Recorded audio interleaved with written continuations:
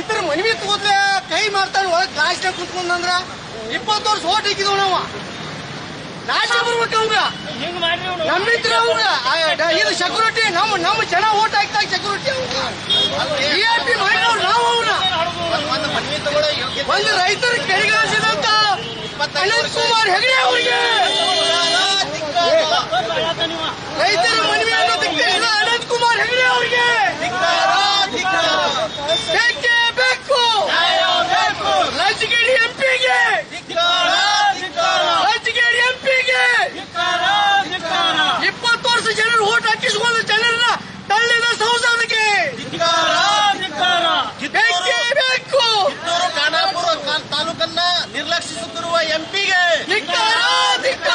ಮನವಿಯನ್ನ ಒಯ್ಯಲು ಯೋಗ್ಯತೆ ಇಲ್ಲದ ಎಂಪಿಗೆ ನ್ಯಾಯ ಬೇಕು ಬೇಕೇ ಬೇಕು ನ್ಯಾಯ ಬೇಕು. ಇವತ್ತ ಇಡೀ ನಮ್ಮ ಕಿತ್ತೂರು ಮತ್ತು ನಮ್ಮ ಖಾನಾಪುರ ಕ್ಷೇತ್ರದ ಜನತೆಗೆ ವಿನಂತಿ ಒಂದ ಮಾಡ್ಕೋದು ಬರು MP ಇಲೆಕ್ಷನ್ ನಾವು ನಿಜವಾದ ಪ್ರಜೆಗಳಾದ್ರ ನೋಟ ಓದ್ಬೇಕ ಇಂತ ಪಾರ್ಟಿಗೆ ಬರೋ ಸಂಸದರನ್ನ ಕರಿಗಾಣಿಸ್ಬೇಕ ನಮ್ಮ ಓಟ್ ನಿಂತ್ರ VIP ಆಗಿ ಒಂದು ಕಡಿಮೆ ಲೆವೆಲ್ ಬಂದಾರ ಇವ್ರ ನಾಚಿಕ್ ಬರ್ಬೇಕ ಕ್ಷೇತ್ರ ಜನ ಇಲ್ಲಿ ನಿಂತು ಮನವಿ ಕೊಡಕತ್ರ ದಿಕ್ಕಸ್ತಾರಂದ್ರೆ ಅರ್ಥ ಮಾಡ್ಕೋರಿ ಇದು 80% ಅರಣ್ಯ ಪ್ರದೇಶ ತುಂಬಿದ ಇದ ತಾಲೂಕು ಐತೆ ಇಲ್ಲಿ ಬರಜನ ಅದಾರ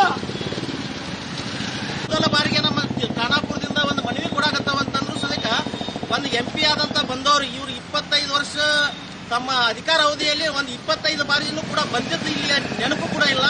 ಮತ್ತೆ ಇಲ್ಲಿ ರಸ್ತೆಗಳು ಅವರು ಈಗ ಸುತ್ತಾಡಿ ಬಂದಾರ ಕ್ಷೇತ್ರನ.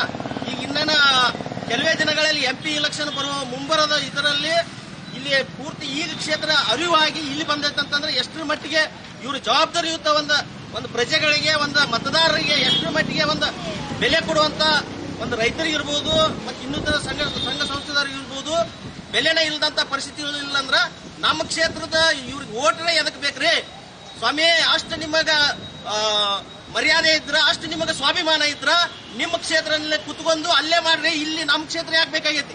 ಕಿತ್ತೂರು ಹಾಗೂ ಖಾನಾಪುರನ ಈ ಪರಿ ಕಡೆಗಣಿಸ್ತಾ ಇದ್ದಾರೆ, ಮಲ್ತಾಯಿದವ್ರನ್ನೇ ತೋರಿಸ್ತಾ ಇದ್ದಾರೆ. ಇಲ್ಲಿ ರಸ್ತೆಗಳ ಅಭಿವೃದ್ಧಿ ಇರಬಹುದು, ತಾಲೂಕಿನ ಕ್ಷೇತ್ರದ ಅಭಿವೃದ್ಧಿ ಇರಬಹುದು, ಯಾವುದೂ ಇಲ್ಲ. ಈ ಬಾರಿ ಬರುವ ಇಲೆಕ್ಷನ್ದಲ್ಲಿ ಚುನಾವಣೆಯಲ್ಲಿ ಇದಕ್ಕೆ ತಕ್ಕ ಪಾಠ ಮತದಾರರ ಕಲಿಸ್ತಾರೆ ಅನ್ನೋ ಮಾತನ್ನ ಈ ವೇದಿಕೆ ಮುಖಾಂತರ ಹೇಳ್ತಾ ಇದ್ದೀವಿ.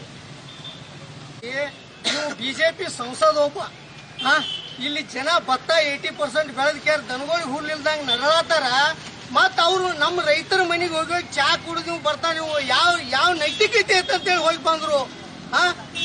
ಕೇಂದ್ರ ಕೇಳಿ ಇಲ್ಲಿ ಏನು ಗಾಡಿ ಸಮಸ್ಯೆ ಇರ್ಬೋದು, ನೀರಿನ ಸಮಸ್ಯೆ ಇರ್ಬೋದು, ದನಗೋ ಸಮಸ್ಯೆ ಇರ್ಬೋದು, ಇಲ್ಲಿ ಆಫೀಸ್ಗಳ ಸಮಸ್ಯೆ ಐತಿ. ಇಂಥವನ್ನೆಲ್ಲ ಬಗೆಹರಿಸ್ಕ್ಯಾರ ಒಂದು ನಿಂತ. ದಯಮಾಡಿ ಪ್ರೀತಮ್ ನ್ಯೂಸ್ನಿಂದ ಎಲ್ಲರೂ ಶೇರ್ ಮಾಡಿ, ಲೈಕ್ ಮಾಡಿ, ಸಬ್ಸ್ಕ್ರೈಬ್ ಆಗಿ. ನಮಸ್ಕಾರ. ಎಲ್ಲರಿಗೂ ಒಳಿತಾಗಲಿ, ಎಲ್ಲರಿಗೂ ಶುಭವಾಗಲಿ.